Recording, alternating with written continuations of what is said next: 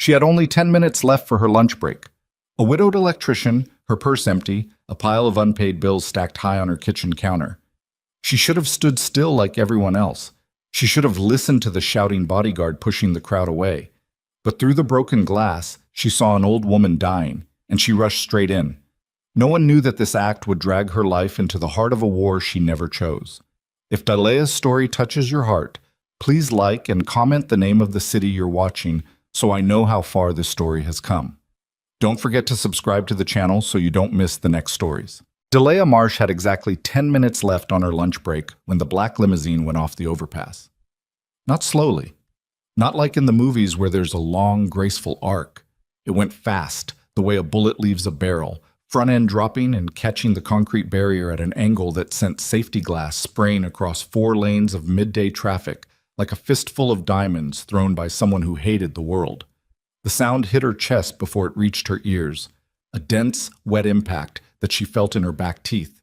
She was standing 40 yards away on the pedestrian walkway above Garner Street, eating the last half of a peanut butter sandwich because that was lunch on a budget like hers, watching the whole thing happen the way you watch a storm roll in off the lake. Something inevitable. Something you have no business being close to. The crowd on the walkway froze. Every single person. Their phones came up 2 seconds later, the way phones always do, screens tilted toward catastrophe, and the sound of a dozen videos starting to record was almost funny in a sick kind of way. The limousine had come to rest with its nose crumpled against the barrier, and its rear end canted up at a 40-degree angle, the undercarriage grinding against concrete, and even from where she stood, Dalea could see the shimmer of exposed electrical current dancing across the wet pavement below. A substation junction box had been clipped on the way down. She knew that shimmer. She had spent 8 years with that shimmer. It was the kind of thing that killed people when they didn't know what they were looking at. 2 bodyguards were already out of the vehicle, shouting at the crowd to back away. Big men, earpieces, the kind of controlled aggression that came from training, not temper. One of them had his hand out like a crossing guard, voice cracking through the noise. Then she saw the hand. Through the cracked rear window. Old and pale and pressed flat against the glass the way a person presses their hand when they are trying to tell someone they are still there. Dalea dropped her sandwich. She was already moving before the decision fully formed, which was how most of the things she had ever done in her life had happened. Not from logic, but from something lower and faster in her gut that didn't wait for her brain to sign off. She shoved through the knot of bystanders on the walkway and hit the stairs at the far end running, the tool bag banging hard against her hip with every step, and she had her breaker lockout device out before she reached street level. The bodyguard with the outstretched hand saw her coming and shifted his weight immediately, stepping into her path. He had 4 inches and at least 60 pounds on her. She didn't slow down. She said, "Back off." "I'm an electrician," and the way she said it was not a request. He hesitated. Half a second. Maybe he saw something in her face that made the calculation go sideways. Maybe he just didn't expect the tone. Whatever the reason, she went around his left side and straight to the junction panel mounted on the base of the overpass support column. The gray metal box that city maintenance had slapped a padlock on sometime during the previous decade and then apparently forgotten about. The padlock was old and the shackle was corroded, and she hit it twice with the flat of a crescent wrench and it came open. The current died.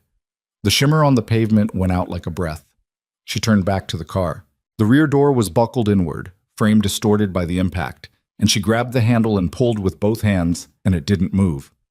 She could smell something hot and chemical from the engine compartment, and the vehicle was still slowly, incrementally, grinding toward the barrier edge. Maybe 3 inches of concrete between its rear axle and a 40-foot drop to the surface road below. The bodyguard was beside her now. He hit the door with his shoulder. Nothing. She braced her boot against the rocker panel, grabbed the door handle with both hands wrapped in the work gloves she always kept clipped to her belt, and they pulled together and the door screamed on its bent hinges and gave way all at once, and the smell of blood and powder and something sweet and wrong rolled out at her. The woman inside was maybe 75, maybe older. Small and white-haired and wearing a wool coat that had cost more than Dalea's monthly rent. She was conscious, barely, her breathing shallow and wrong, one hand still pressed to the window as if she had been reaching out to the world and hadn't quite let go of the intention. A gash above her right eye was bleeding freely, and there was more blood on the collar of her coat. Delea was already in the car, one knee on the seat, one hand behind the woman's neck the way they had taught her in the first aid recertification she'd done last spring. She told the woman she had her. She said, "Don't try to move." She said help was coming, even though she didn't know if that was true, and the woman's eyes found her face and something in them settled just a fraction, the way a person settles when they've been falling and suddenly find a surface. The car moved again, another inch toward the edge. The second bodyguard was at the driver's side now, pulling at that door, and Delea made the choice in the span of one compressed heartbeat. She hooked her arm under the old woman's shoulders and began pulling her out sideways. And the woman was light the way very old people sometimes are, as if life has slowly been trading mass for time, and she came free of the seat with a sound like cloth tearing. And Delea stepped backward out of the crumpled doorway with the woman's weight against her chest, and her boots hit the pavement, and she kept moving backward, fast, 10 feet, 20 feet, until her shoulder blades hit the concrete support column and she could go no farther. The limousine finished its long, slow grind, and the barrier at the edge crumbled and the vehicle went over. The sound it made hitting the surface road below was the kind of sound that permanently takes up residence somewhere in the middle of your chest and never fully leaves. Delea was sitting on the pavement now, her back against the column, the old woman's head cradled in her lap, and her hands were shaking so hard she could see them vibrating. Thin cuts across the backs of both hands from the glass she hadn't noticed going in. Blood, road dust. The smell of her own sweat mixed with the chemical smell still drifting down from where the car had been. The crowd was screaming, phones still recording. Someone was crying. She pressed 2 fingers to the side of the woman's neck and held her breath and counted, and the pulse was there, thin and fast, but there, and she let out the breath she'd been holding since the moment she saw that hand against the glass. The paramedics arrived 6 minutes later. She knew it was 6 minutes because she counted every one of them. They took the woman from her with practiced, impersonal efficiency, placing the oxygen mask with the same expression of professional distance she had seen on people who had learned to work next to suffering without being swallowed by it. The stretcher. The numbers called out. The ambulance doors closing like a judgment. And then Delea was alone in the middle of the crowd with blood on her hands and her tool bag at her feet and the remnants of the worst lunch break in recent memory, and the adrenaline was starting to drop and everything hurt. She became aware of the 2 bodyguards watching her. The taller one was on his earpiece again, listening, and the expression on his face was not gratitude and it was not anger. It was something she didn't have a clean word for. Assessment, maybe. The kind of look a person gives something they have to factor into a calculation they didn't expect to make. He walked toward her, slowly.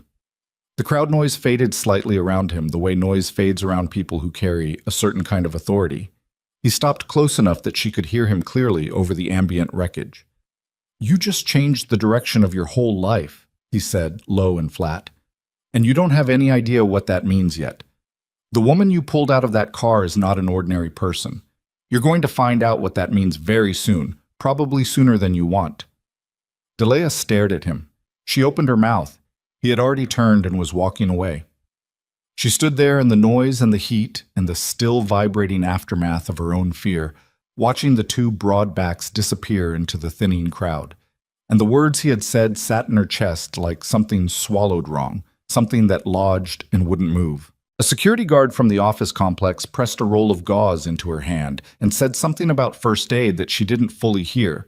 She wrapped her hands mechanically, the way she'd learned to do field dressings in her first year on the job, and she picked up her tool bag, and she walked back toward the worksite because her shift still wasn't over and the panels on the 14th floor of the Brentwood Tower still needed inspection before end of day.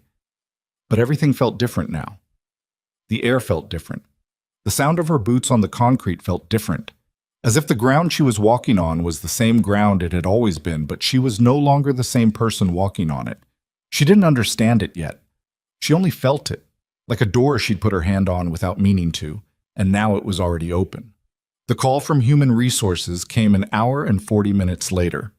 Gerald Ashworth's office on the 32nd floor of the Brightline Power Building was the kind of office designed to make you understand, within 5 seconds of entering it, that you were not the one with power in this room. The desk was the size of a dining table. The carpet absorbed sound like something was being quietly buried in it. The temperature was kept at a level that made normal human metabolism feel like a liability. Ashworth himself was a man who had been promoted twice beyond his actual competence and had spent the intervening years making other people feel the discomfort of that gap. He sat with his hands folded on the desk and didn't look up when Delia came in, which was a move she recognized. She'd seen it from supervisors her whole working life. The pause that said your time is worth less than mine before a single word had been exchanged. Tom Regan, her direct supervisor, stood against the wall to the right with the expression of a man who wished very much that he were somewhere else. He'd hired her. She knew he didn't think this was right. She also knew he didn't have the spine to say so. Ashworth pointed to the chair. She sat. He said without warm-up that she had any idea how much trouble she had caused. She said she had saved a human life, that if she had been 60 seconds slower, the woman would not have survived. She said that as if it were the end of the conversation, because in any sane version of this conversation, it would have been. Ashworth did not treat it as the end of the conversation. He laid out, with the tonal flatness of someone reciting from a legal brief, that she had abandoned her assigned post during working hours, that she had accessed municipal utility infrastructure without proper authorization, that she had destroyed third-party property, that she had interfered with a scene that should have been managed by first responders, and that the cumulative liability exposure for the company could reach into 7 figures. Regan muttered something about safety protocols existing for a reason. Delia felt the heat climb the back of her neck. She asked them. She kept her voice level, but she asked them directly whether they were seriously telling her they wanted her to stand there with her arms at her sides and watch a person stop breathing in front of her because of a line in the employee conduct manual. She said she was an electrician.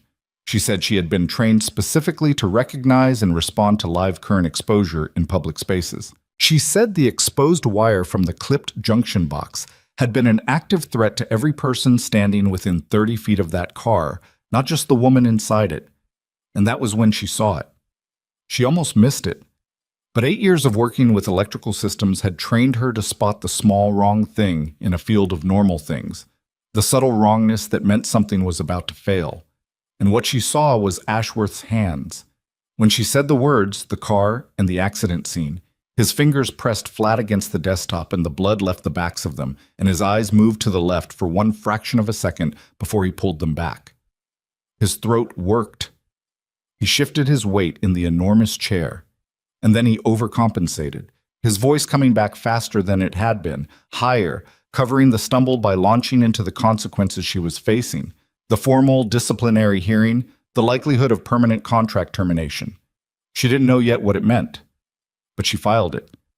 The way you file a fault reading, you don't understand yet, because understanding comes later, the data comes first.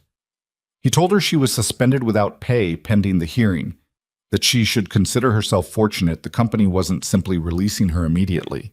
He raised one hand to signal that the conversation was concluded. Regan was still looking at the floor. She stood. She kept her back straight. She said nothing further because there was nothing further to say to a man who had already made up his mind, and she walked out of the cold room and the door closed behind her, and in the last half second before it sealed, she looked back through the glass and saw Ashworth already on the phone, hand trembling, face the color of old chalk. The bus home took 40 minutes. She stood the whole way. Posey hit her in the legs the moment the door opened, arms tight around her thigh. That gap-toothed smile tilted upward like a small sun. Mrs. Hester from next door gave Delia a nod from the doorway and pulled the door shut behind her, and the silence of the small room settled around them. One bed, a table that rocked if you put weight on one corner, a kitchen the width of a hallway. Posey's drawings on the wall, taped up crookedly the way a 5-year-old tapes things. A photograph on the shelf that Delia couldn't look at directly on hard days.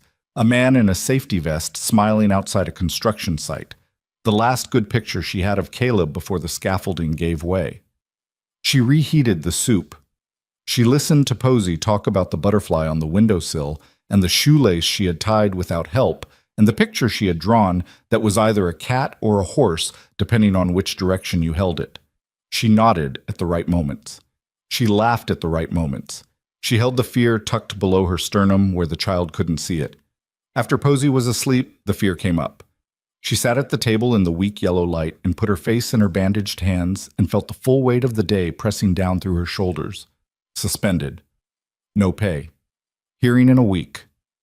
The loan company had left a voicemail while she was on the bus, reminding her that the deadline was approaching and that seizure of assets was the next step. She listened to it once and deleted it and sat in the dark and thought about her husband. He had worked for a contractor that talked constantly about safety. It was in the brochures. It was on the hard hat stickers. It was in the email signatures of every manager in the company. None of it had stopped them from leaving corroded bolts in a scaffolding structure that 3 different workers had flagged and documented and been ignored about for the better part of a year. And when it failed and Caleb went down with it, the company had processed the settlement with the same impersonal efficiency as any other line item and moved on. She understood something about the gap between what institutions said and what they did. She had understood it at a theoretical level before. She understood it in her body now. She was still sitting there when her phone vibrated. Unknown number. She almost didn't answer. The voice on the other end was controlled, almost gentle in the way that certain dangerous things are gentle because they don't need to raise themselves to make the point. It said her daughter's name. It said the preschool. It gave the dismissal time with the precision of a person who had verified it. And it said that some information was better left where it had been buried. No explicit threat, not one violent word, just facts arranged in a particular order that made the threat unnecessary. Delea's hand tightened on the phone until her knuckles ached. She looked at her daughter's face in the dim light from the window. Posey was asleep on her back with one arm thrown out sideways and her mouth slightly open and her chest rising and falling with the total unconscious peace of a child who had not yet learned that the world was the kind of place where phone calls like this happened. She thought about the card, the plain card with nothing but a number. The one she had shoved into the back of a drawer 2 days ago and told herself she would never use because she knew enough about gifts from powerful men to know they always came with a cost she couldn't see yet. She thought about the bodyguard's voice. You just changed the direction of your whole life. She thought about Posey's dismissal time stated back to her by a stranger who had no reason to know it. She got up. She opened the drawer. The card was still there. She stood in the dark kitchen for a long time looking at it. Then she picked up her phone and she dialed, and it rang twice and then a voice answered, low and even and utterly without alarm, as if receiving calls at this hour was simply part of the weather. She tried to speak. Her voice broke apart on the first attempt. She started again. She told him about the message, the school, the time, the name. Roderick Vance listened without a word until she was finished. Then he said 4 words. She will be safe. And the certainty in those 4 words, the absolute flat certainty, was enough to make her press her back against the kitchen wall and slide down it slowly until she was sitting on the cold linoleum floor with the phone still against her ear and her whole body shaking with the release of something she had been holding in with everything she had for the past 6 hours. Less than 20 minutes later, she looked through the gap in the curtain and saw the car. Parked at the corner, engine off, dark windows. 2 shapes inside that weren't moving, just watching, just there. It was the most frightening kind of safety she had ever felt, because she understood, sitting on that cold floor in her small room above the freight train line, that she had crossed a line tonight. Not the line she had crossed on the overpass. That one had been instinct. This one was a choice. And she didn't know yet what it was going to cost her. She lay on the narrow half of the bed she still thought of as her side. Even 2 years after the other half had stopped being anyone's, and she stared at the water stain on the ceiling that looked like a bird with a broken wing, and she listened to Posey breathe, and she watched the window for the glow of headlights that didn't belong to the freight road outside. The car at the corner didn't move all night. She knew because she checked 4 times. By 5:30, the sky had gone from black to the particular gray of early morning in Holloway City, the color of wet concrete, the color of indecision. And Delea got up and made coffee with the last of the grounds and stood at the kitchen window in her work socks and watched the street below. The car was still there. Different plates than the night before, she noticed. Same make. Same dark windows. They had rotated out without her seeing it happen, which meant there were at least 2 vehicles, which meant the kind of organization that didn't leave gaps. She didn't know whether that made her feel safer or more trapped. She decided it didn't matter. The distinction was a luxury she couldn't afford right now. She got Posey up at 7, made oatmeal with the brown sugar her daughter liked, braided her hair badly because she had never fully mastered it, and Caleb had always been better at it, and she still hadn't closed that gap in herself. And she walked the girl to the corner where Mrs. Hester picked her up for the preschool run. She scanned the street the whole time without making it visible.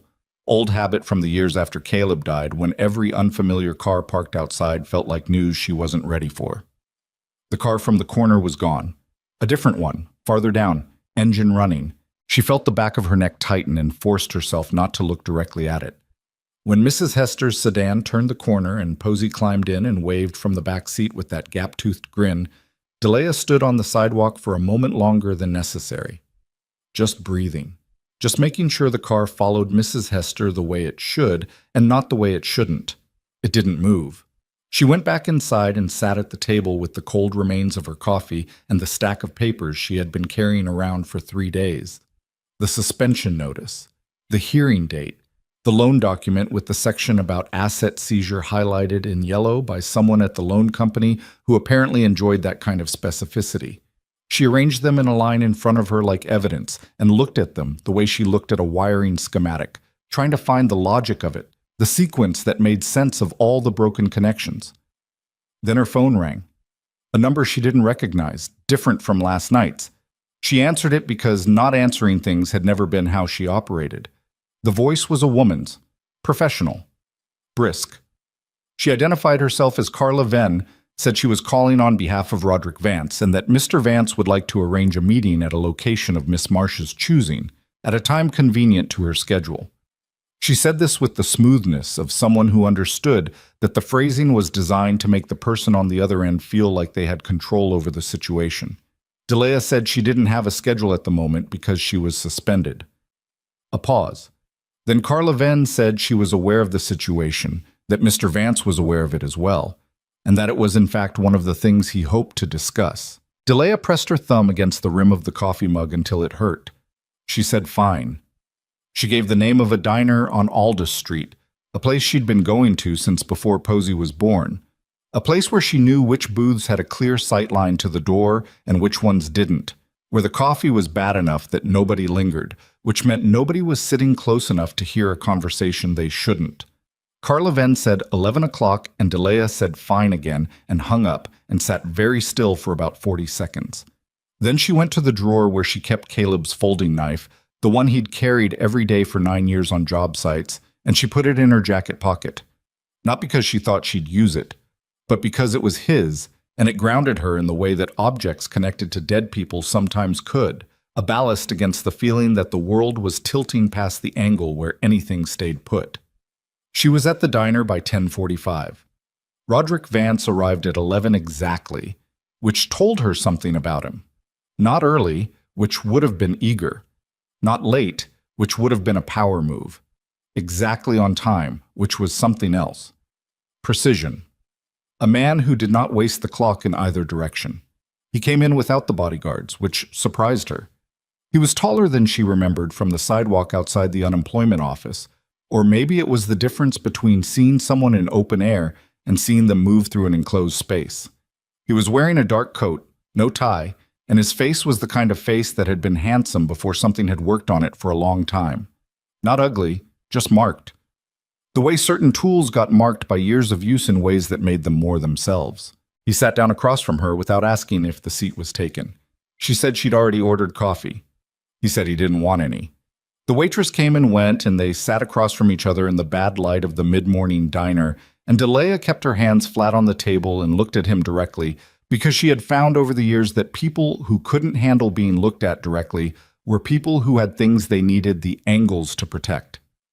He held her gaze without blinking. She said she wanted to know what was actually happening.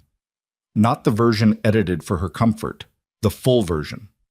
He was quiet for a moment in the way that certain people were quiet, not because they were deciding whether to tell her, but because they were deciding where to begin. He said his grandmother's accident was not an accident. He said it with no emotion in his voice, which was more disturbing than if he had said it with a great deal of emotion, because the absence of it meant he had already moved through the shock of it and come out the other side into something colder and more purposeful. Delia set down her coffee cup. She said, "What do you mean, not an accident?" He said the brake system had been tampered with, professionally, by someone who knew exactly what they were doing and exactly what effect it would produce on that curve at that speed. He said it had been designed to look like a mechanical failure, the kind of thing an insurance investigator would see and close the file on and go home for dinner. She said, "Who?" He said a man named Silas Crow. He said it the way people said names they had been waiting to say out loud for a long time, with a flatness that was heavier than anger. She asked him why he was telling her this. He said because she was already in it. He said when she pulled his grandmother out of that car, she became the variable in someone else's equation that wasn't supposed to be there. He said Crow had not planned for a witness who could speak to what the scene looked like before the emergency services arrived, what the car's trajectory was, where the current was coming from. He said she was a loose thread in a story that someone had spent a great deal of effort making neat. Delia looked at him across the table and felt the pieces from the past 3 days rearranging themselves in her chest. The edited footage, Ashworth's white knuckles, the call about Posey's school. She said Ashworth was involved. It wasn't a question. Roderick looked at her and something shifted slightly in his expression, the way a door shifts when someone leans against it without quite opening it. He said what made her think that. She told him about Ashworth's hands when she mentioned the car, the way his eyes moved, the phone call he made the second she left the room. She laid it out with the same economy she used when she was describing a fault to a supervisor, just the facts in sequence, no editorializing. When she finished, Roderick was looking at her differently than he had when she started. Not with surprise exactly, more like recalibration. He said he hadn't confirmed a connection to Ashworth yet, but he said the way she described it was consistent with something his people were already looking at. He said he would know more in 48 hours. She said she didn't have 48 hours. She said the hearing was in 4 days, and the footage they were planning to present was a fabrication, and if she walked into that room without something real to counter it, she was finished. He said he was aware of that. She said, "Good. Then help me find the original recording." The way she said it stopped him. She could see it. He had come to this meeting with a structure in his mind, a way the conversation was supposed to move, and she had just walked it off its planned route and he was deciding how to respond to that. He said it wasn't that simple. She said most things weren't, but she had spent 8 years working in the gaps between electrical panels and city infrastructure, and she knew where company systems stored redundant data, and she needed someone with access to Brightline Power's server architecture to pull the original file before whoever had edited it realized there was a trail. He said she had thought about this. She said she'd had all night and no sleep. Yes. He looked at her for a long time, long enough that the waitress came by and refilled her coffee without being asked and left again. Then he said he would make a call. She said she wanted to be there when the file was accessed. She said she wasn't handing her own defense to someone she'd known for 48 hours, regardless of who he was in this city. He said that was not how this worked. She said then, "We have a problem, because I'm not walking into that hearing room on someone else's information about my own evidence. I need to see it myself. I need to know it's real before I stake what's left of my life on it." The silence between them was different from the silences before it. Less assessment and more something she couldn't quite name. She watched a muscle in his jaw work once and then stop. He said he would arrange it for tonight. She said thank you. He said don't thank me yet. She asked why. He said because what she had said about Ashworth, if she was right about the connection, meant the footage wasn't just being buried to protect the company's liability. It meant someone with enough reach to access the company's internal camera system and enough motivation to destroy evidence related to an attempted murder. He said that was a different size of problem than a wrongful termination. Delia's fingers went still around the coffee cup. She said, "Say that again." He said the footage wasn't just inconvenient for Ashworth because of negligence. It was inconvenient for whoever had staged the accident because it documented the condition of the scene in the minutes before and after.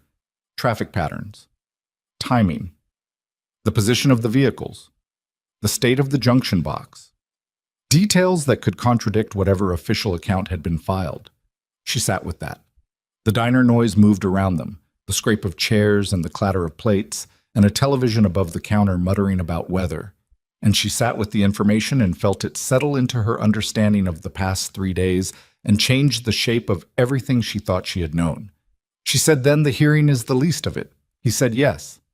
She said whoever sent that message about Posey's school, that wasn't about the footage. He said no. She said that was a warning to stop looking. He said yes. She pressed her thumbnail into the side of her index finger hard enough to leave a crescent mark.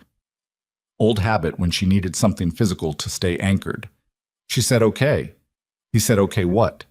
She said okay. She understood the size of it now. She said she wasn't going to pretend she wasn't scared because she was. She said her hands were shaking right now under the table, and she was not going to lie about that. But she said she also was not going to stop. Not with Posey's name in a stranger's mouth, not with Caleb's face on the shelf at home, and the memory of what it meant when institutions decided that the lives of people like him were an acceptable cost of doing business. She said she needed him to understand something, that she was not doing this because she was brave or because she wanted to be part of whatever this was. She was doing this because she had no other moves left, and her daughter needed her to still be standing at the end of it. He was very still across the table. He said he understood that better than she might think. She didn't ask him what he meant. There was a time for that conversation, and this wasn't it. She stood up and left money on the table for the coffee and told him she'd be at whatever address he sent her at 9 o'clock tonight. He said he'd have someone outside her building by 8. She said she didn't need an escort. He said it wasn't for her. It was for the people who might be watching her. She stopped with her hand on the back of the booth.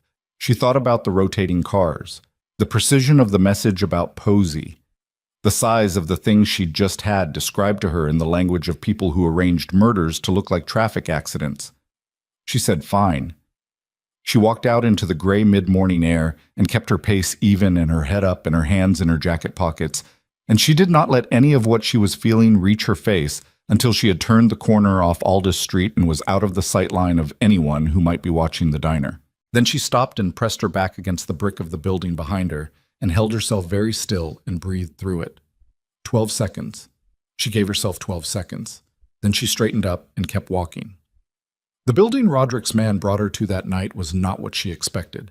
No glass tower, no underground parking structure with men in black standing at intervals. It was an unremarkable office building in the Carver district, 4 stories of beige concrete that could have housed an accounting firm or a mid-tier insurance company, the kind of building no one looked at twice, which was, she understood as soon as she saw it, precisely the point. The man who met her in the lobby was not one of the large physical types she'd seen before. He was slight and wore glasses with thick frames and introduced himself only as Webb and shook her hand with a grip that was dry and brief and professional.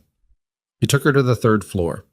The room they entered had the particular smell of electronics run hot for a long time, the faint metallic warmth that she associated with server rooms and control panels, and places where a great deal of information moved in and out continuously. There were 4 monitors on the main desk, and Webb sat down in front of them with the unhurried ease of someone who was entirely at home here. Roderick was already in the room, standing against the far wall with his arms crossed, watching. Webb said he'd been inside Brightline Power's backup system for the past 3 hours.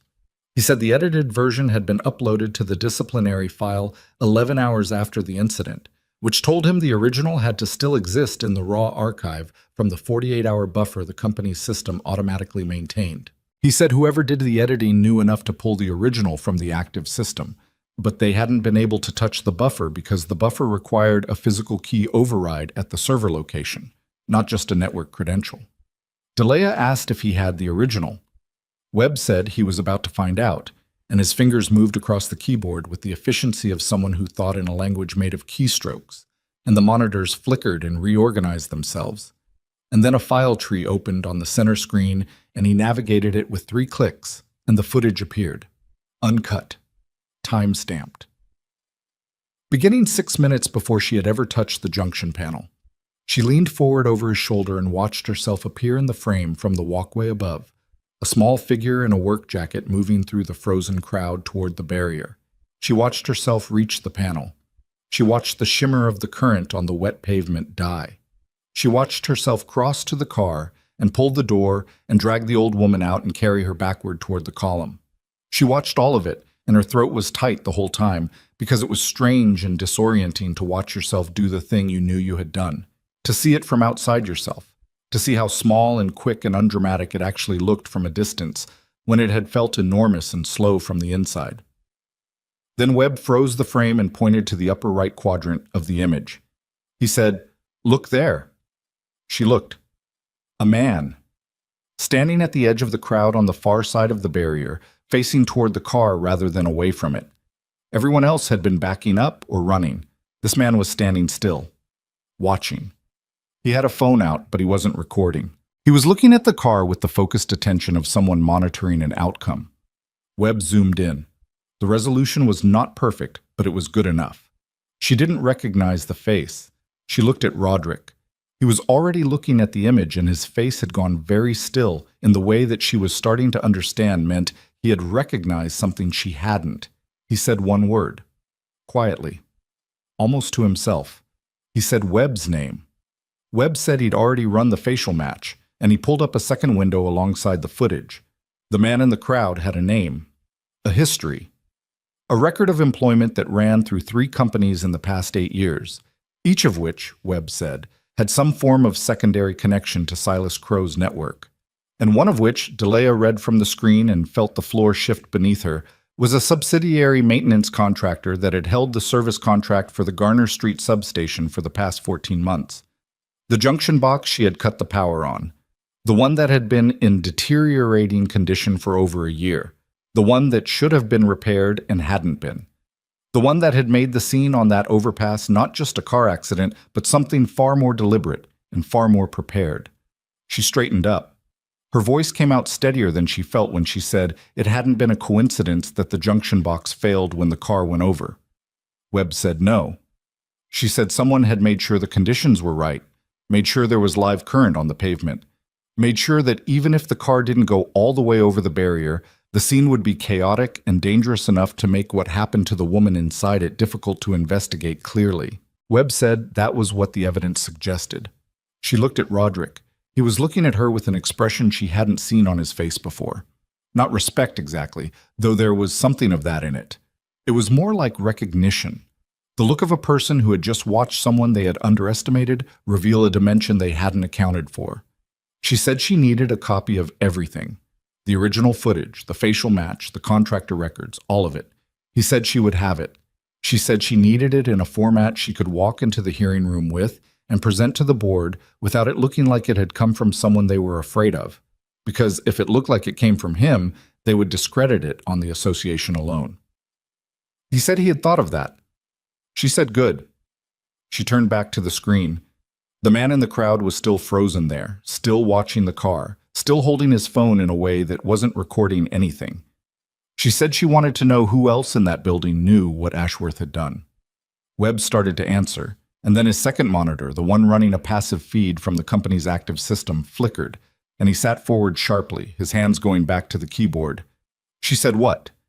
He said someone was accessing the backup buffer right now, from inside the Brightline Power building. He said they were looking for the raw archive file. She said they know we found it. Webb's hand stopped moving. He turned in his chair very slowly and looked at Roderick.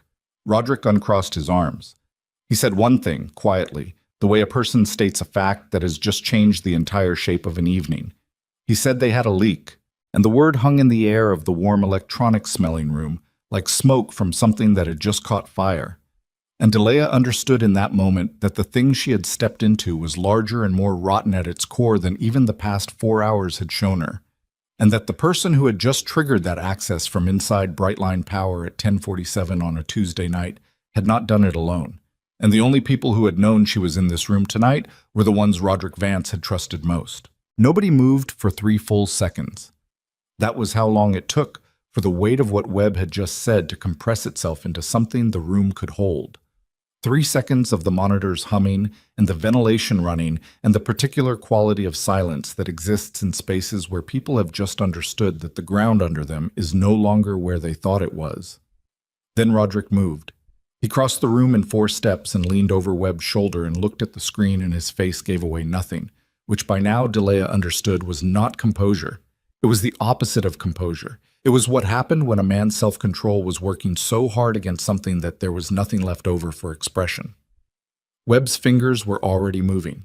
He said whoever was accessing the buffer had used a valid internal credential, a senior-level systems password, and they were running a deletion protocol on the raw archive, not downloading it, not copying it, deleting it, and he had maybe 4 minutes before the file was gone from the buffer permanently. Roderick said, "Stop them." Webb said he couldn't stop the deletion without revealing that someone else was already inside the system, which would tell whoever was on the other end that the file had already been accessed, which would tell them what they needed to know about the leak on Roderick's side. Delia said, "Copy the file right now and worry about the rest later." Both men looked at her. She said, "Copy it to something physical, something that isn't on any network, do it in the next 30 seconds, and then it doesn't matter what they delete because we already have it." Webb's hands were moving before she finished the sentence. The transfer bar appeared on the screen, blue and narrow, and it moved with the particular agonizing pace of something that was either going to be fast enough or wasn't. And the three of them stood in the warm electronic light and watched it, and nobody said anything because there was nothing useful to say. The bar completed with 11 seconds to spare according to the timestamp Webb called out. He ejected the drive and held it up between two fingers, and for a moment the room just breathed. Then Roderick straightened and turned from the monitors and took out his phone and walked to the far corner of the room and made a call in a voice too low for Delia to make out the words. But she could read the posture, the set of the shoulders, the way his free hand was closed at his side in something that wasn't quite a fist but was trending in that direction. She stood next to Webb and looked at the screen where the deletion had now completed on Brightline Power's end. The raw archive slot showed empty. Whoever was on the other end believed the evidence was gone. Webb said quietly that the credential used had belonged to a man named Pryor. Dennis Pryor, head of internal systems at Brightline Power for the past 6 years. She said, "Did Pryor act alone?" Webb said the access pattern showed 2 simultaneous logins from different terminals, one from inside the building, one remote. He said the remote login had used a relay that would take him time to trace fully, but the routing pattern had characteristics he recognized from other traffic he had cataloged over the past month. She said, "What other traffic?" Webb glanced at Roderick's back across the room and then back at his screen and said, "The routing signature match communications he'd flagged as originating from inside the Vance organization's own internal network." The sentence landed on her like cold water. She looked at Roderick's back. He was still on the phone. She couldn't tell if he had heard what Webb said. She looked back at Webb and lowered her voice and asked him to say that again clearly. He said the remote login that had just tried to delete the evidence came through a relay that bore the fingerprint of someone operating from within Roderick Vance's own communications infrastructure. She felt something shift in her chest. Not fear, exactly. Something more structural than fear. The feeling of a load-bearing assumption giving way. She had called Roderick's number last night from her kitchen floor because her daughter's name had been in a stranger's mouth. She had come to this room tonight because he had arranged it.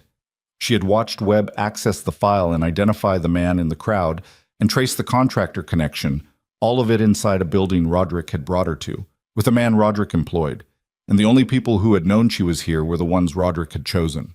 She stood very still and made herself think it through cleanly, the way she approached a system fault, without emotion, just logic, just sequence. Roderick finished his call. He turned back into the room. He looked at Webb. Webb met his eyes and said it plainly, no editorializing, just the technical fact. Roderick went very still. Not the stillness of a man who was surprised. That was what she noticed first. His stillness had a different texture than surprise. It was the stillness of a man who had just confirmed something he had been carrying, unconfirmed for a period of time, something he had been hoping was wrong, and now had to reckon with the reality that it wasn't. He said Webb's name like a question. Webb said there was no ambiguity in the routing signature. He said he had checked it twice during the transfer. Roderick turned and walked back to the window, his back to the room. Outside the glass, the Carver district lay under its orange ambient glow, a grid of ordinary lights marking ordinary lives, and he stood there looking at it with his hand flat against the frame. Delia watched him and decided. She said she needed to know if she was in the right room.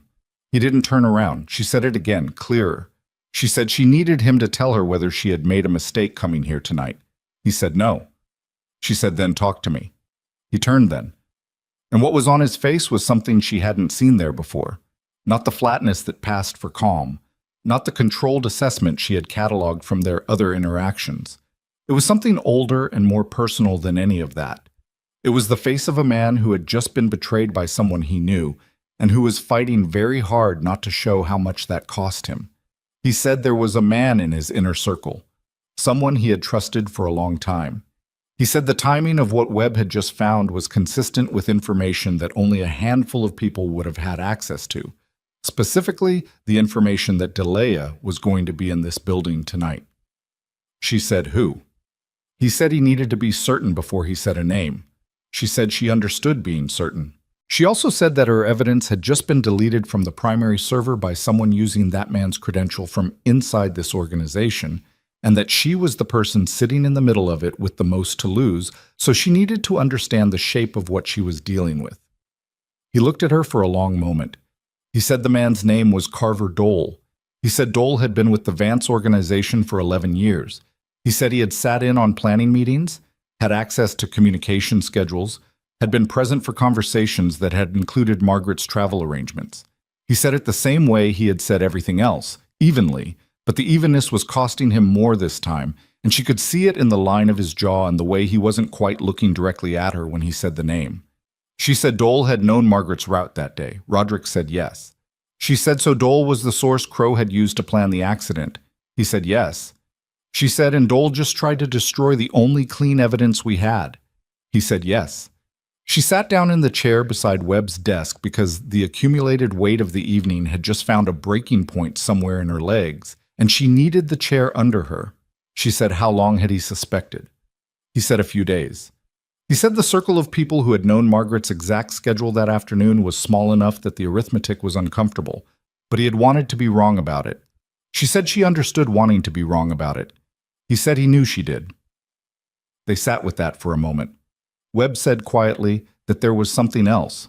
He said while the deletion protocol had been running, he had been running a secondary trace on the remote login's deeper routing, and he had found something attached to the relay that hadn't been put there by Dole or by Pryor. He said someone had been using the relay as a listening post, had been reading traffic on Roderick's internal communications for somewhere between 2 and 3 weeks. He said it wasn't Crow's people who had built the listening post. He said the technical signature was one he had seen before, in a completely different context. He said it belonged to a federal investigation unit that operated out of the district attorney's office in Holloway City. The room was very quiet.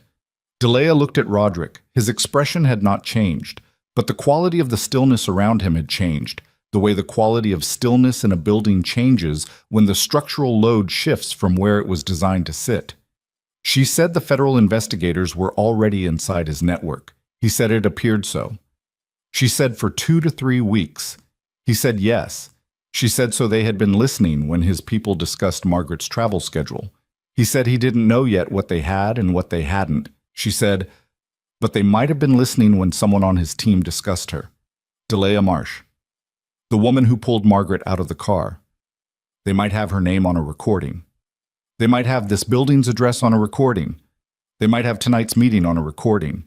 He said yes to all of it. She pressed her palms flat on her thighs and looked at the drive sitting on Webb's desk and thought about what it meant to be holding the only clean copy of a piece of evidence while a federal investigation ran wire inside the organization of the man who had just helped her obtain it. She said she needed a moment. She got up and went to the small hallway outside the room and stood there in the dark with her back against the wall and her eyes closed and just breathed. In and out. 8 counts. The way she had learned to breathe through fear on job sites where the fear was physical and specific, a live wire in a wet space, a panel with a burned coupling, something that would kill you if you let the fear make your hand shake at the wrong moment. She made an inventory. She had the drive. That was real. The drive had the original footage. That was real. The footage showed her cutting the current before she touched the car. That was real. The footage showed the man in the crowd who could be connected to Crow's network and to the substation maintenance contract. That was real. None of that had changed because of what Webb had just found. What had changed was the landscape around it. The territory she had to move through to get the evidence into a room where it would do what it needed to do. She opened her eyes. She went back into the room. She said she wanted to know the name of the federal investigator running the operation. Both men looked at her. She said she was not going to use the evidence she had through Roderick's people or through his lawyers or through any channel that a federal investigation could claim was tainted by organized crime involvement. She said that road was closed now, whether they liked it or not. She said the only way the footage was going to do what it needed to do was if it went in clean, through a channel that couldn't be contested, through someone who had no connection to Roderick Vance's organization and no reason to question where the evidence came from. She said she was going to take the drive to the federal investigation herself. Roderick said absolutely not. She said that wasn't his decision. He said she didn't understand what she was walking into. She said she understood it a great deal better than she had 2 hours ago. He said the moment she walked into a federal office with that drive, she became a witness in an active federal investigation, and everything about her life would be turned over and examined. She said her life was currently being turned over and examined by a loan company, by her former employer, by whoever had called about her daughter's school, and apparently by a federal investigation that had already been listening to conversations that included her name for the past 2 weeks. So the examination had already started without her permission, and she would rather be in the room for it than outside it. He looked at her. She looked back. He said if she walked through that door with federal investigators, there was no version of it where she came out without becoming a material witness in a case that touched his organization. He said he was not asking her to protect him. He said he was telling her that the consequences of that path would follow her for a long time, and he needed her to understand that fully before she made the choice. She said she heard him. She said she was also the only person in this building whose name was not on a wiretap and whose hands were clean enough to carry the evidence into a room where it would stick. He said nothing. She picked up the drive from Webb's desk. Webb looked at Roderick. Roderick looked at Delia, at the drive in her hand, at the set of her jaw. He said there was something she needed to know first. The way he said it made her stop. He said before she went anywhere with that drive, she needed to understand what was on the second partition Webb had found when he copied the file. She looked at Webb.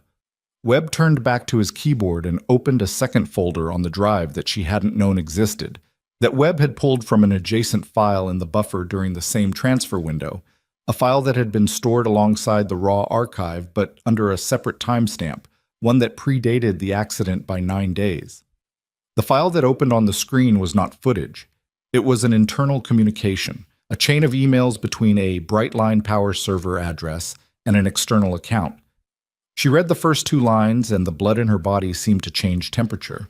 The emails were about her, not about the accident, about her specifically, about Delia Marsh, electrical line worker, widow of Caleb Marsh, deceased 18 months earlier in a scaffolding collapse attributed to contractor negligence. The emails referred to a background check that had been run on her 4 days before the accident, not after it, before it, as if someone had known she would be relevant before there was any reason to know that, as if someone had been watching her before the limousine went over the barrier. She read further. The emails referenced a secondary file, a file about Caleb, about the scaffolding company that had employed him, about the settlement his widow had accepted, about the contractor who had built and maintained the scaffolding. She got to the bottom of the chain and found a name. The contracting company that had built the scaffolding that killed her husband, and the name of the parent company that owned it. A parent company whose secondary holdings, Webb confirmed in a voice that was almost too quiet to hear, included the maintenance contractor that held the service contract for the Garner Street substation. The same substation, the same junction box, the same shimmer of current on wet pavement that she had killed with her own hands on the day she pulled Margaret Vance out of a burning car. The room seemed to tilt.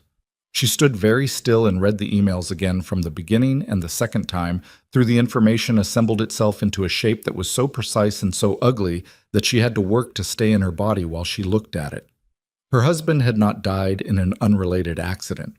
He had died on a job site maintained by a company connected to the same network that had staged Margaret Vance's near murder, a network with ties to Crow and to the financial interests that Crow protected, a network that had apparently been aware of Delia Marsh for reasons she still didn't fully understand, aware of her 4 days before she ever set foot on that overpass, 4 days before she ever saw the hand against the glass. She wasn't a variable who had wandered into the equation by accident. She had been watched, maybe selected, maybe positioned, though she couldn't see yet how or why. And the not seen made it worse because it meant there were dimensions to this she was still blind to, and the dimensions she couldn't see were the ones most likely to kill her. Her hand tightened on the drive until the plastic casing pressed hard ridges into her palm. She heard Roderick say her name. She turned to look at him, and whatever was on her face made him stop mid-sentence. She said how long had he known about Caleb? He said he hadn't known. He said he had just seen it the same moment she did. She looked at his eyes. She was good at reading what eyes did when the mouth was managing a performance. She had spent enough years working under supervisors who said safe and meant cheap to know the difference. He was telling the truth. She said that didn't make it better. He said he knew that. She said she needed to sit down again, and she sat down, and she put the drive on her knee, and she held it there, and looked at the floor between her feet, and let herself have 30 seconds of something she was not going to name out loud.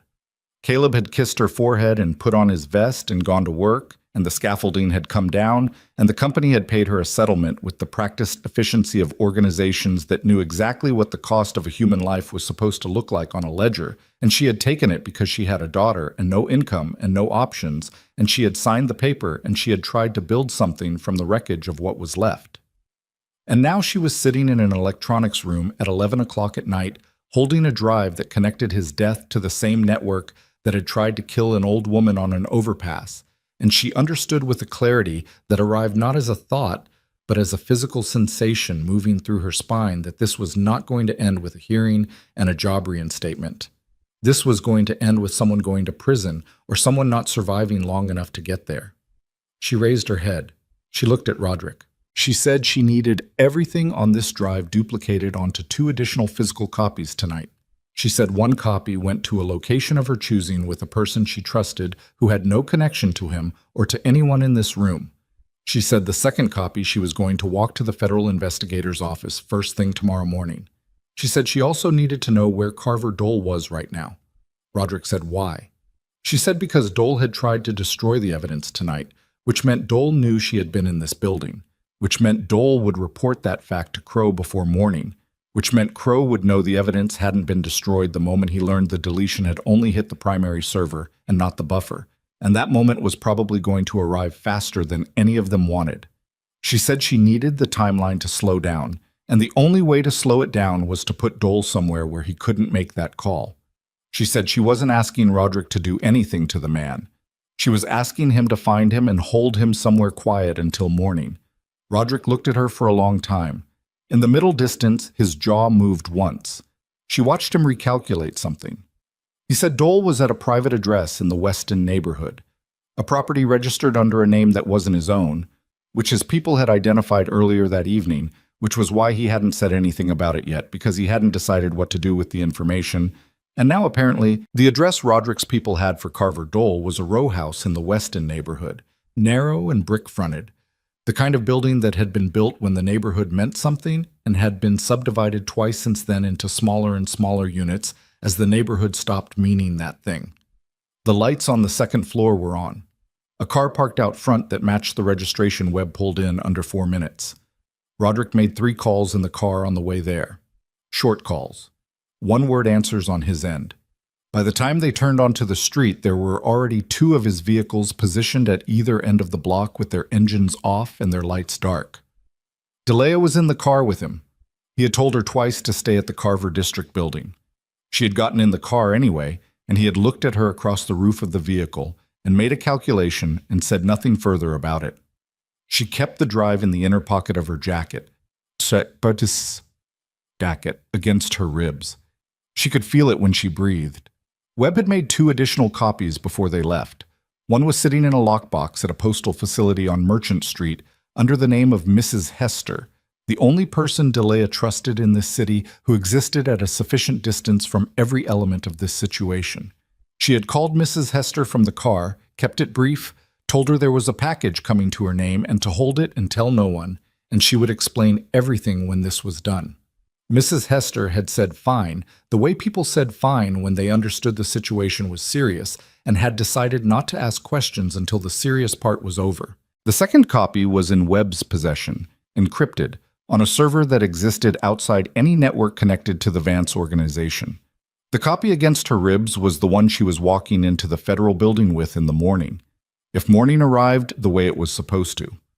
Roderick's man Stills, The one who had been with him the night she called from her kitchen floor went to the row house door alone. He knocked like a neighbor with a noise complaint, 2 easy knocks, unhurried. The light in the second floor window moved, someone checking from above, then footsteps on the stairs. The door opened 6 inches on a chain. Stills said something low that Delia couldn't hear from the car. A pause. Then the chain came off and the door opened and Stills stepped inside and the door closed behind him and the street was quiet. 40 seconds later, the second floor light went out. Another 30 seconds and Stills came back to the door and opened it and gave a single nod toward the car. Roderick said, "Stay here," and got out. She waited exactly as long as it took her to decide she wasn't going to wait, and then she got out too. The inside of the row house smelled like takeout containers and cigarettes, and the specific staleness of a space where a person had been living with the curtains drawn. The front room had a couch and a laptop and takeout bags stacked beside the door and nothing on the walls, the kind of space a person occupied rather than lived in. Carver Dole was sitting on the couch. He was smaller than she expected, mid-50s, thin in the way that stress made people thin, the weight coming off the face first and leaving the cheekbones too prominent, the eyes set too deep. He was wearing a dress shirt with the collar open and his hands were on his knees, and he was looking at Roderick with an expression that had moved past fear into something flatter and more resigned, the look of a man who had run the calculations and understood that the numbers didn't work in his favor. Stills stood near the door. Another of Roderick's men was somewhere in the back of the house. Delia positioned herself to the left of the room, near the window, where she could see both Dole and the street. Roderick stood in the middle of the room. He didn't sit. He didn't raise his voice. He just stood there and looked at Dole, and the silence lasted long enough that Delia could hear the hum of the refrigerator from the kitchen. Dole broke first. He said he could explain. Roderick said he knew he could. He said that wasn't why they were here. Dole's eyes moved to Delia and then back to Roderick. He said, "Who is she?" Roderick said she was the reason his plan had failed from the beginning. Dole looked at her again. Something shifted in his face, a recognition that wasn't about her specifically, but about what she represented in the architecture of the disaster he was now sitting inside. He said he hadn't had a choice. Roderick said everyone had a choice. Dole said Crow had come to him 8 months ago. He said Crow had something on him, a financial situation from 3 years back, something he had done inside the organization that Roderick didn't know about. And Crow had known about it and had laid it out for him very clearly what the options were. He said he had been trying to find a way out of it for 8 months, and there wasn't one. Roderick said so he had decided that the way out was through Margaret. Dole flinched. The word Margaret went into him like something with an edge. He said he hadn't known what Crow was planning. He said he had passed the schedule because Crow told him it was about a meeting, about intercepting a business conversation, that was all. Roderick said he was going to stop there. The way he said it stopped everything in the room. He said he was going to stop there because if Dole kept talking, he was going to say things that were going to make the rest of this very difficult for both of them, and he was a man who preferred to keep things simple where he could still manage it. He said he didn't want to hear explanations. He said explanations were for courtrooms and priests, and he was neither. He said what he needed from Dole right now was very specific. He needed to know where Crow was tonight. He needed to know the full scope of what Crow's people had access to inside the Vance organization. And he needed to know whether the federal investigation had made direct contact with Dole or if the wire he was carrying for them was something that had been placed without his knowledge. Dole looked at him. Then he looked at the floor. Then he told them. It took 11 minutes. Delia stood at the window and listened, and the picture that assembled itself from what Dole said was detailed and specific and deeply unpleasant in the way that the truth about organizational rot usually was when you finally got to see all of it at once. Crow had been building access inside the Vance structure for 2 years, not through a single source, but through a network of small pressures applied to people at different levels. Financial leverage here, compromising information there. The kind of patient-corrupting infrastructure that only became visible when you already knew what you were looking for. Dole was one of 6 people Crow had turned. He didn't know who the other 5 were. Crow had kept each of them isolated from the others specifically so that no single exposure could collapse the whole network. As for the federal wire, Dole said it had been placed in his phone 3 weeks ago during a service call he hadn't arranged. A technician he hadn't requested who had appeared with a work order he had assumed was legitimate. By the time he had understood what had happened, the investigation was already running, and he had decided that the path of least resistance was to leave it in place and hope nothing critical passed through his phone. Which meant that everything he had said about Crow in this room in the last 11 minutes was now part of a federal recording. He seemed to realize that at the same moment the rest of them did. The room was very quiet. Roderick said to Stills that Dole was going to stay here tonight with 2 men outside and no phone and no network access until further notice. Dole didn't argue. Roderick looked at Delia. She was already moving toward the door. Outside, the air had dropped 10 degrees since they had arrived, and she pulled her jacket closed over the drive and breathed the cold in and let it work on the heat that had been building behind her eyes for the past hour. Roderick came out behind her. She said Crow knew by now that the deletion hadn't finished. She said Crow had 6 people inside the organization, and Dole was only one of them, and the other 5 were still in place and still capable of reporting. She said the window between now and Crow making a move was closing. He said he knew. She said she needed to be at the federal building when it opened at 8. She said the drive went in clean, her name on the submission, her testimony attached. No Vance organization involvement in the chain of custody. She said that meant she needed to get from here to her apartment to her daughter, verify Posey was safe, sleep 4 hours if she could manage it, and be standing on the federal building steps at 7:45. He said his people would move Posey and Mrs. Hester to a secure location tonight. She said Posey didn't get moved without her present. He said she understood that wasn't practical given the timeline. She said she understood that, and she was telling him anyway. He looked at her in the orange streetlight, and something in him adjusted the way something always adjusted when she held a line he expected her to yield on. He said he would take her to her apartment first. She said good. They were halfway back to the car when her phone went off. Unknown number, different from the previous ones. She answered it standing on the sidewalk with Roderick 2 steps away watching her face. The voice on the other end was not controlled and professional like the first call. It was Crow. She knew it was Crow because the voice had a particular quality, the quality of a man who had spent a long time being the one who made calls like this rather than received them, and who was now operating from a position he was not accustomed to, which was not quite in control of the outcome. He said she was a very determined woman. She said nothing. He said she had no idea the size of what she was holding on to. He said she was an electrician from the south end of the city with a dead husband and a small child and an eviction notice and a suspension pending, and she had somehow managed to insert herself into the center of a situation that had been years in the construction. And he said that he had a degree of respect for that, the way you respected a weather event that destroyed something you had built. She said, "What do you want?"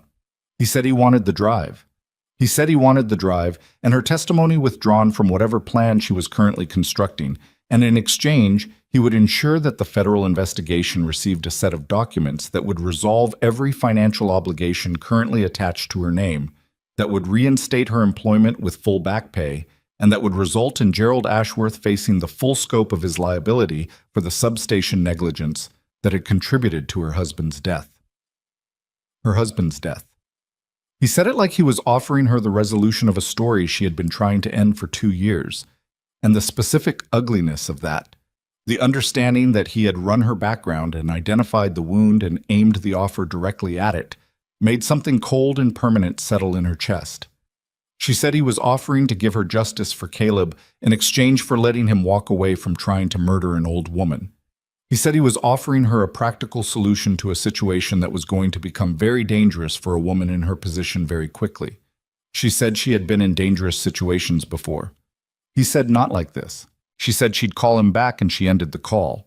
Roderick was right beside her. He had heard enough from her side to understand the shape of it. She told him the rest in 6 sentences. He said they needed to move now, and she said yes, and they got in the car, and the driver pulled out, and the car moved through the orange-lit streets of the Carver district toward the south end of the city. She sat in the back with Roderick and held the drive through the fabric of her jacket with one hand and looked out the window and thought about Caleb's face in the photograph on the shelf, the safety vest, the smile, the last good morning she had had without knowing it was the last one. She thought about Crow's voice saying your husband's death like it was a door he was holding open for her. She thought about Posy's gap-toothed smile and the wildflower and the shoelace tied without help. She thought about the drive against her ribs and what it contained and what it meant, and the distance between where she was sitting now and the federal building steps at 7:45 in the morning. She thought about all of it, and she did not cry, and she did not rage, and she did not do anything external that would indicate the interior was doing what the interior was doing, which was something between grief and fury and a resolve so dense and specific it felt almost like calm. They were 6 blocks from her apartment when the car stopped. Not slowed. Stopped. Hard. The driver's hands went tight on the wheel and he said a word under his breath that wasn't loud but was definitive, and Delia looked through the windshield and saw what he had seen. The intersection ahead was blocked. 3 vehicles across all 3 lanes, dark and large, their engines running, their headlights cutting across the width of the road. Men standing beside them in the posture of people who had been placed there and not just happened to be there. Crow hadn't waited for a callback. Roderick said to the driver, "Turn now," and the driver was already turning. Hard left. The car's weight pushing Delia into the door, and behind them she heard the sound of engines catching, the sound of vehicles beginning to move. She said, "How many?" Roderick was on his phone. He said 5 vehicles. He said Crow had decided that the window was now. She said, "Where are we going?" He said the docks. He said it was the most defensible ground his people controlled, and the closest point where he could bring enough personnel to matter. She said Posy. He said Stills was already moving to Mrs. Hester's.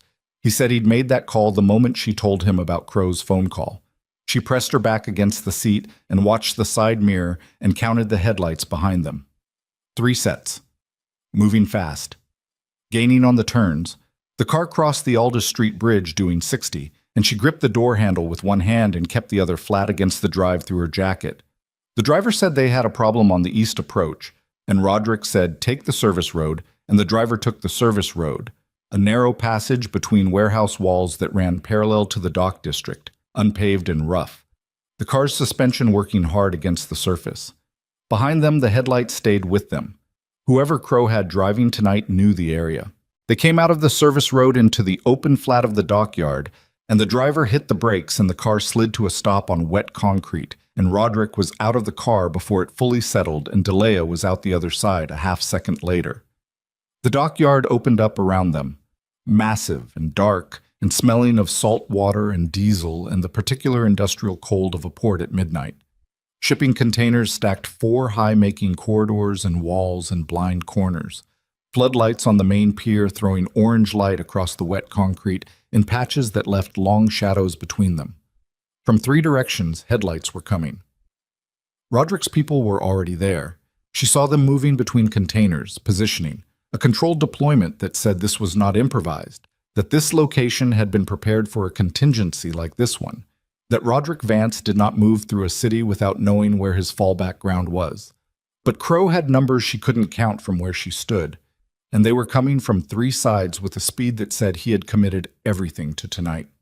She heard the first collision before she saw it, metal against metal somewhere behind the eastern stack of containers, and then voices shouting in the dark, and then the sound of running feet on wet concrete, and then the dockyard erupted. She moved without planning it, the instinct of a woman who had spent a decade reading dangerous environments and identifying the one piece of it she could actually affect. She was not a fighter. She had no illusions about that. What she was a woman who understood electrical infrastructure the way other people understood language, fluently and without having to think about it. The dockyard had a power grid. Every port facility did.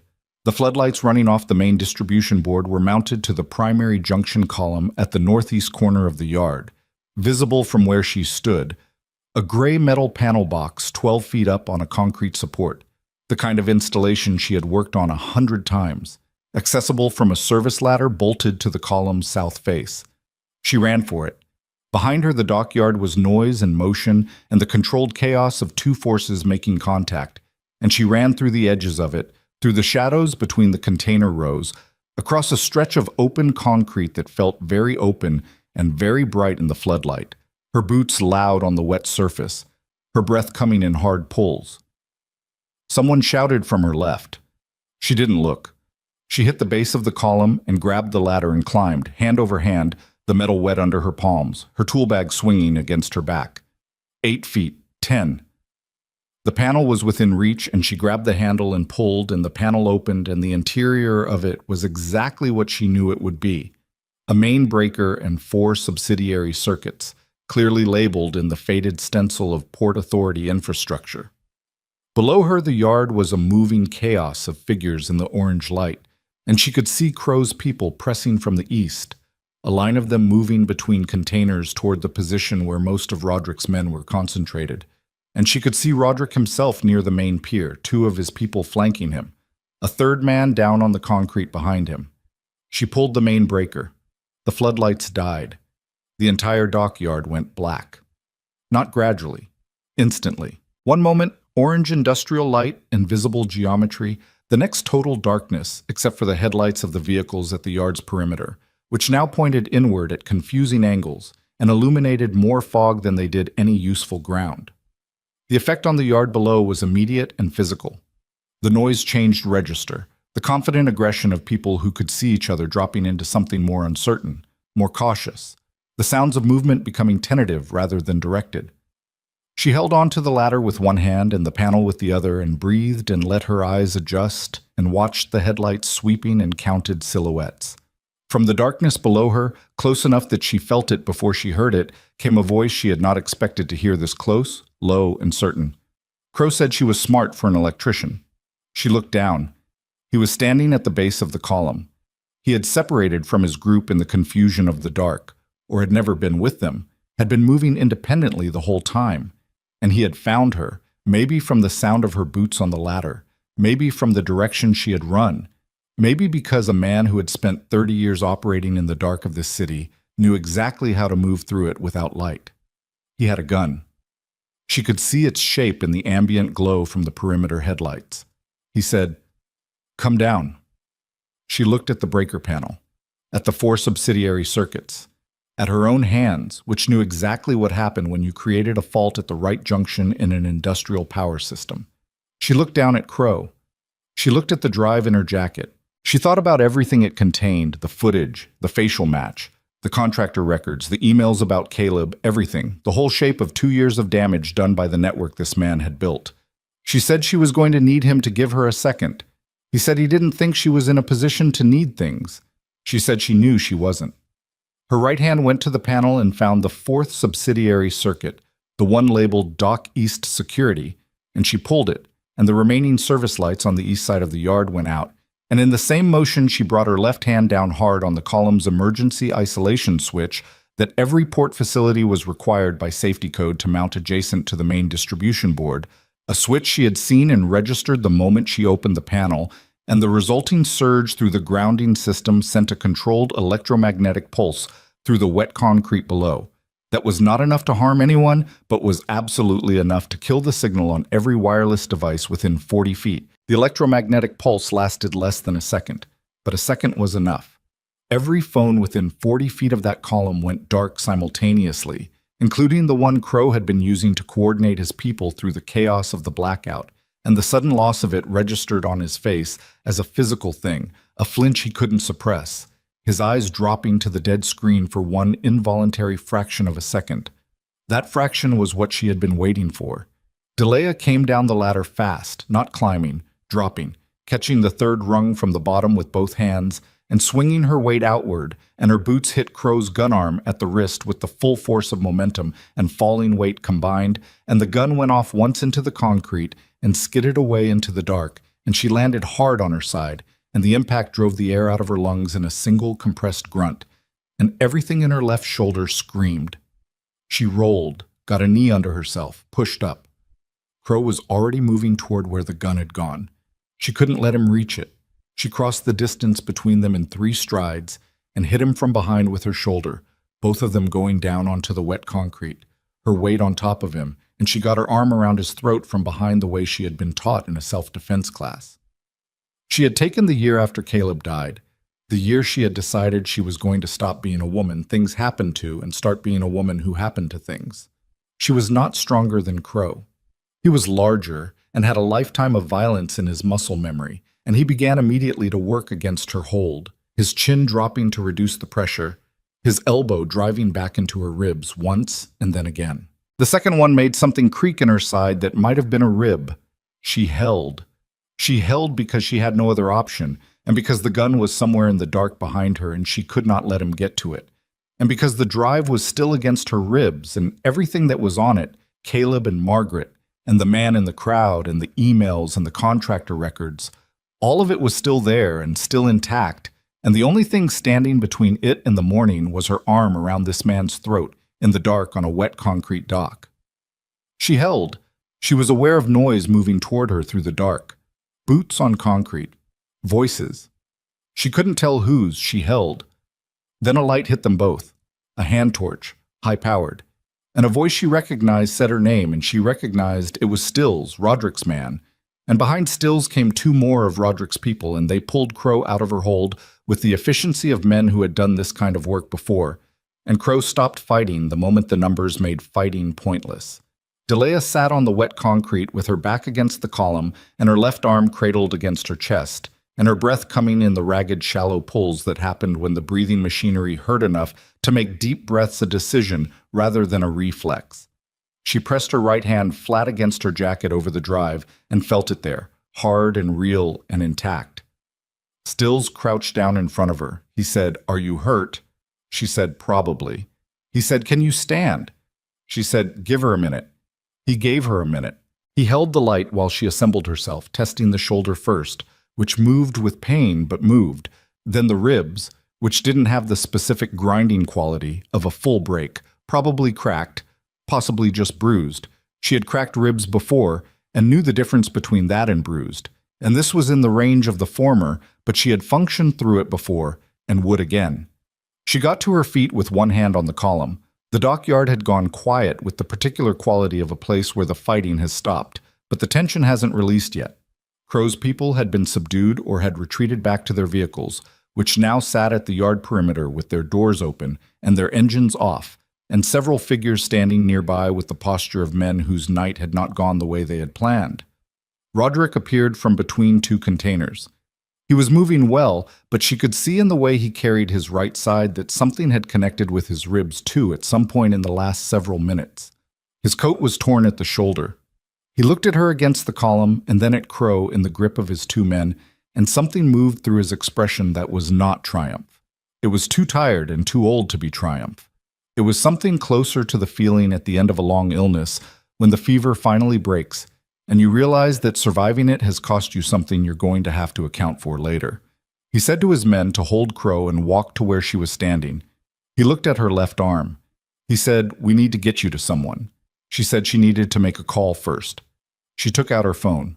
The phone had been more than 40 feet from the column when she'd hit the isolation switch, far enough to survive the pulse, and the screen came on clean. She pulled up the number she had written on the inside of her wrist in pen before leaving the Carver District building, an old electrician habit, important numbers on the wrist when you couldn't guarantee your phone would survive the job. She dialed. It rang twice. A man answered. Alert in the way that people who worked federal hours learned to be alert at any time of night. She said her name. She said she had physical evidence connected to an active investigation that she needed to submit in person first thing in the morning, and she said she wanted to know whether she could arrange a direct intake appointment rather than a general submission, because the chain of custody documentation had to be clean and personal, and she was not going to put it in a Dropbox. A pause. The man said he'd need her to explain the nature of the evidence. She said it was audiovisual documentation of a staged vehicular homicide attempt, connected financial records establishing organizational links to an active criminal network, and documentary evidence connecting that network to the death of a construction worker 18 months ago that had been settled as an accident. Another pause. Longer. He said, "Be at the north entrance at 7:30 and ask for an Agent Vieira." She said, "Thank you," and hung up. Roderick was watching her. She said, "Tomorrow morning at 7:30 it goes in." He said, "And tonight?" She said tonight she needed to see her daughter. He said Stills had moved Posey and Mrs. Hester to a property in the Elmwood district 2 hours ago. He said both of them were safe and Posey was asleep. She absorbed that. The relief of it moved through her like something physical, a wave that started in the chest and went outward to her hands, and she had to press her lips together for a moment until it passed. She said she needed to go there. He said he would take her. She looked at Crow. Crow was looking back at her. His face was marked from the concrete, a scrape across one cheekbone, and his shirt was dirty, and the man who had called her on the phone with the controlled ease of someone accustomed to setting the terms of every conversation now looked like what he actually was. A man who had run a network built on other people's damage and had finally run it into something it couldn't absorb. She walked toward him. Roderick didn't stop her. She stopped 2 feet in front of Crow and looked at him. He looked back. Whatever he saw in her face made him set his jaw. She said my husband's name was Caleb Marsh. She said he was a scaffolding worker and he was 29 years old and he tied her daughter's hair better than she ever could and he kissed her forehead every morning before he went to work. And one morning the scaffolding came down because the bolts were rusted, and the bolts were rusted because a contractor decided that replacement cost was a line item that could be reduced, and that contractor belonged to a chain of companies that led back to a financial network that led back to him. She said she was not asking him to confirm it. She said she knew it was true. She said she had spent 18 months thinking that Caleb's death was a tragedy, a terrible, preventable, ordinary industrial tragedy of the kind that happened because institutions treated human life as a cost of doing business. She said she had signed a settlement and buried her husband and gone back to work because she had a child to feed and no other options. She said now she knew it wasn't ordinary. She said she didn't fully understand yet all the ways it wasn't ordinary, but she had enough documentation to let other people figure out the rest. She said she wanted him to know that. She said she wanted him to know that the thing he had built on the assumption that people like her didn't have the resources to look back at him, that assumption had been wrong. And the reason it had been wrong was a 6-year-old girl's gap-toothed smile and a dead man's folding knife in her jacket pocket, and 10 minutes left on a lunch break on the day a black limousine went off an overpass. She said she hoped the federal holding system treated him better than the people he had worked with treated the people they were supposed to protect. Then she turned and walked away from him across the wet concrete of the dockyard toward Roderick's car. Behind her, she heard him say her name. She didn't turn around. She didn't give him the gift of her face turning around. The federal building on Garrison Street opened its north entrance at 7:15. Delia was there at 7:10 with the drive in her jacket pocket and a bandaged left shoulder and 2 cracked ribs that made every breath a small specific conversation with her own body about what was and wasn't necessary. She had slept 4 hours on a cot in the Elmwood property's back room with Posey curled against her side. The child's warmth and steady unconscious breathing the most stabilizing thing she had experienced in 4 days. She had gotten up at 6 without waking Posey and stood in the small bathroom looking at her own face in the mirror for a moment, not assessing, not managing, just looking, at the dark under her eyes and the set of a jaw that had been clenched for too long and the lines that hadn't been quite as deep a week ago. She had looked at that face and decided it was still hers, and washed it and gotten dressed. Agent Vera was a woman in her early 40s with short hair and the patient eyes of someone who had been doing this long enough to know that the people who came to her voluntarily almost always had something real. She took Delia into a small room with a recorder on the table and 2 cups of coffee, and she sat across from her and she listened. Delia talked for 2 hours.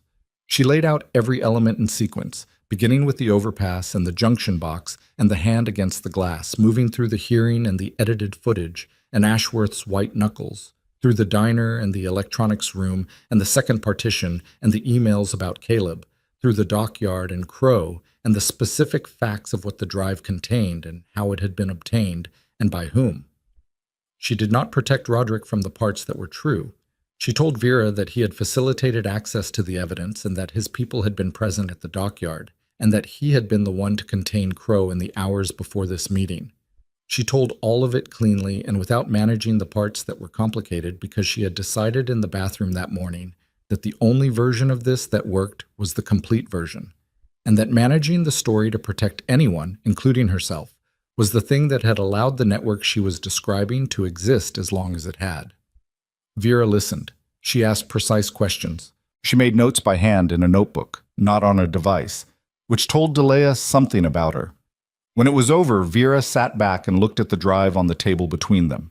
She said she was going to be direct. She said the evidence on that drive, combined with Delia's testimony and the federal wire record from Dole's phone, was sufficient to open formal proceedings against Silas Crowe and his network. She said the connection to Caleb Marsh's death was going to require additional investigative work to establish prosecutably, but that what DeLea had brought was enough to open that investigation rather than close it. She said the complication was Roderick Vance. She said his organization's involvement in obtaining the evidence was going to be examined, and that while DeLea's own actions were clearly those of a cooperative witness rather than a participant, the question of Vance's legal exposure was one that was going to take time to resolve. DeLea said she understood that. Vera said she wanted to be clear that she wasn't asking DeLea to shape her account in any particular direction. DeLea said she knew that. She said she had told everything she knew completely, and that was where her responsibility ended. Vera nodded once. She picked up the drive. She said DeLea should expect to be contacted within 48 hours and that she should not leave the city. DeLea said she had nowhere else to go. She walked out of the federal building into the pale morning light of a Halloway City November and stood on the steps and breathed carefully because of the ribs, and looked at the street below where ordinary people were walking in ordinary directions with ordinary purposes, and felt the strange lightness of a thing that had been set down after being carried too long. Gerald Ashworth was arrested 11 days later. The federal investigation, with the evidence from the drive and the documentation Roderick's people had contributed through channels that Vieira's team spent 3 weeks carefully disentangling from the organizational complications, built a case that the district attorney described in his public statement as among the most thoroughly documented corporate negligence and obstruction cases his office had processed. Ashworth's lawyer entered a not guilty plea and arranged bail, and Ashworth was photographed walking out of the courthouse in a coat that still looked expensive, because some habits of appearance survived circumstances that should have killed them. He was convicted 14 months later on 7 counts. DeLea was not in the courtroom for the verdict.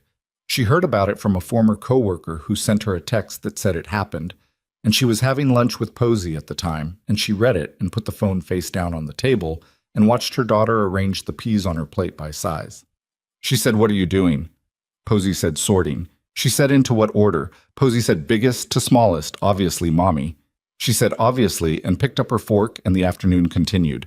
Silas Crowe was held without bail pending trial on charges that included conspiracy to commit murder, organized criminal enterprise, and a range of financial crimes that the federal investigation, once it had access to the wire records from Dole's phone and the documentary evidence from the drive, was able to construct with a thoroughness that took Crowe's legal team significantly by surprise. His network across the western districts of Halloway City dismantled through a sequence of coordinated actions over the 4 months following the dockyard, each action following a thread that led back to the evidence DeLea had carried through a cold night in her jacket pocket. Dole cooperated with the federal investigation in exchange for reduced charges and entered a witness protection arrangement that removed him from Halloway City entirely. The other 5 people Crowe had turned inside the Vance organization were identified over the same period through a combination of federal evidence and Roderick's own internal investigation, which he conducted with the same patient, cold thoroughness he applied to everything, and which cost him more than the exposure of Crowe's network had, because the betrayal of people you have trusted personally is a different category of damage than the damage done by an acknowledged enemy. The financial connection to Caleb Marsh's death took 8 months to establish prosecutably. The contractor company and its parent organization were subpoenaed, their records examined, and the investigative team found what DeLea had suspected, that the decision to defer maintenance on the scaffolding bolts had been made at a level significantly above the site foreman who had been blamed in the original inquiry, made by people who had done the calculation and decided that the cost of replacement was higher than the probable cost of liability, based on historical settlement averages for workplace fatalities in that sector. 3 people went to prison for it. None of them were the ones who had made the original calculation. That was how it worked, usually. The ones who made the calculations were almost never the ones who went to prison. But the 3 who did were the ones who had implemented it, who had signed the paperwork, who had looked at the documentation of corroded bolts and written approved for continued use, and their imprisonment was not justice in the complete sense of the word, but it was something, and something was what DeLea had learned to work with. She went to Caleb's grave on the morning the last conviction was announced. She had not been in some time. The cemetery was in the east of the city, a working-class stretch of grass and modest stones, and she sat on the cold ground beside his marker and pulled her jacket around her, and was there for a while without talking, because she had never been a person who talked to stones, but she had always been a person who needed to be in the right place for certain moments, and this was the right place. She told him what had happened. Not all of it, because some of it was still in process, and some of it was too complicated to say to a stone, and some of it she was still, even now, assembling into a shape she could hold cleanly. But the main fact that his death had not been purely the random cruelty of a negligent world, but had been the specific cruelty of specific people making specific decisions, and that those people had been found and named, and that the naming had cost her something she was still counting, and that she thought it had been worth the cost. She sat there a while longer. Then she got up and drove to pick up Posey from school. Brightline Power entered receivership 6 weeks after Ashworth's arrest. The board, stripped of its cover and facing the full scope of the regulatory investigation triggered by DeLea's testimony, voted to accept an acquisition offer, rather than attempt to restructure independently.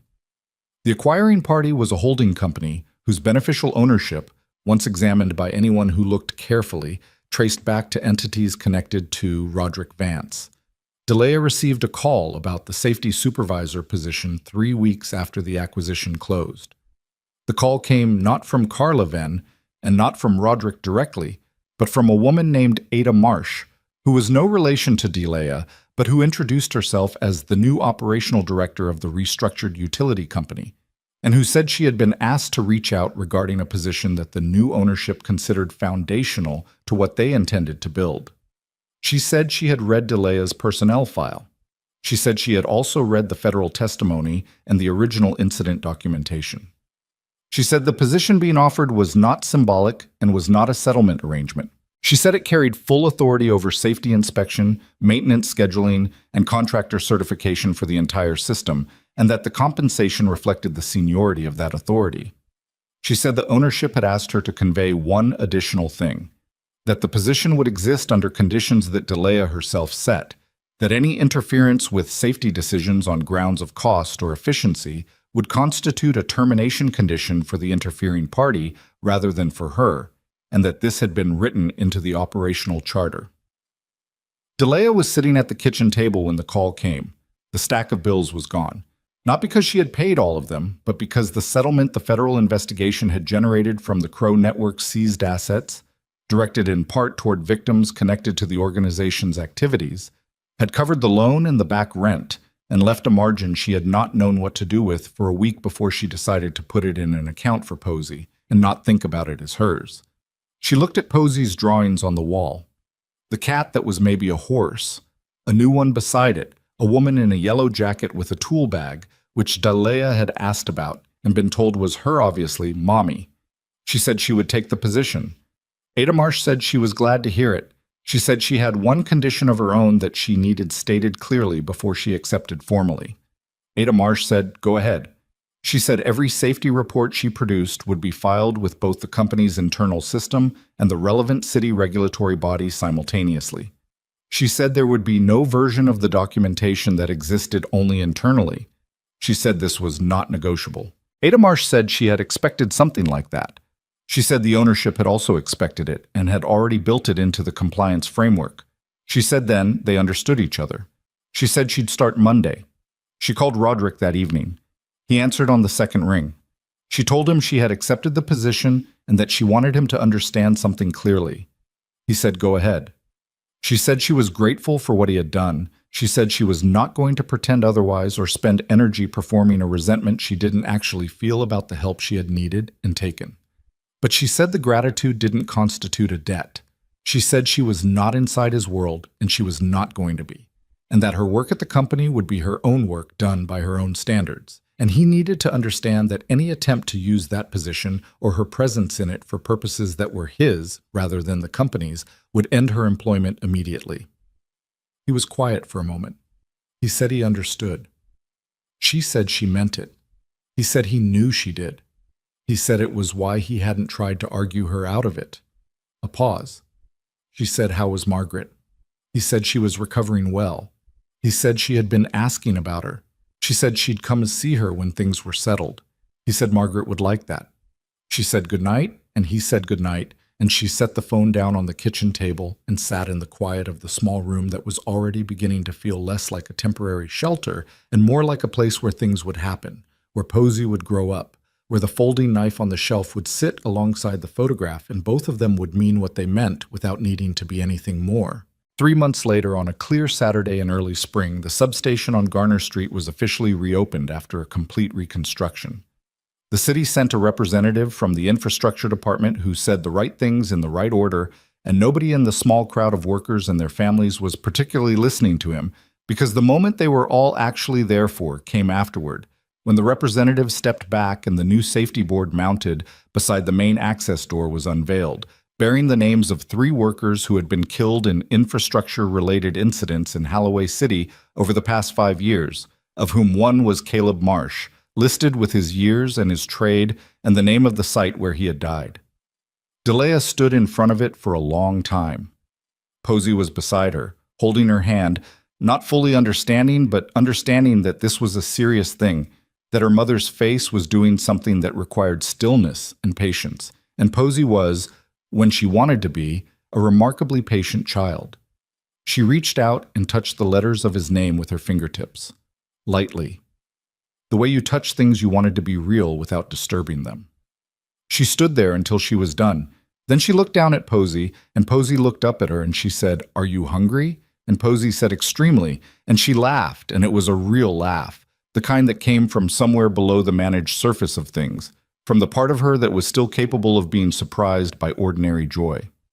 A car was parked at the far edge of the gathering. She saw it when she turned. Dark, quiet, engine off. She recognized the silhouette behind the wheel and the way he held himself, not part of the event, but not absent from it either. She didn't walk over. She held Posey's hand and walked toward the long tables of food that the workers' families had arranged under the early spring sky. And when she passed the edge of the crowd, she glanced back once. Just once. The car was still there. She turned back to her daughter and the food and the voices of the people around them. And behind her, the city went on being the city it had always been. Complicated and costly, and occasionally, in the spaces between the harder things, capable of something that looked enough like grace that you stopped for just a moment and let yourself believe in it.